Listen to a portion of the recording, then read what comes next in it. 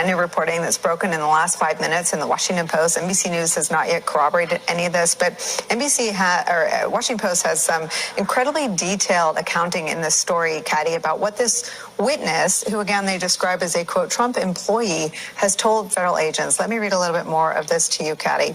The employee who was working at Mar-a-Lago is cooperating with the Justice Department and has been interviewed multiple times by federal agents. It's according to people familiar with the situation who declined to identify the worker. Quote, in the first interview, these people said, the witness denied handling sensitive documents or the boxes that might contain such documents. As they gathered evidence, agents decided to re-interview this witness, and the witness's story changed dramatically, these people said.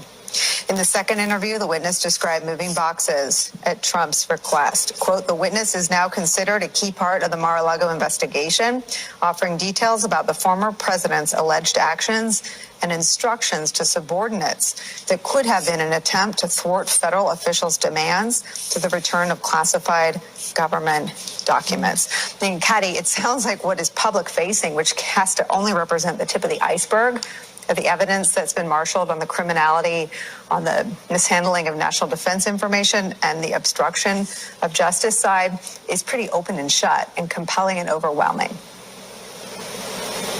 Yeah, I mean, and we go back to the fact that the documents don't actually have to be classified documents that contain national security for this to have been a crime.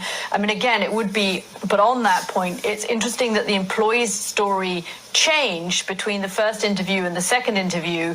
I would also like to know how else the employee's story changed. You know, did it change around the sensitivity of the documents, for example?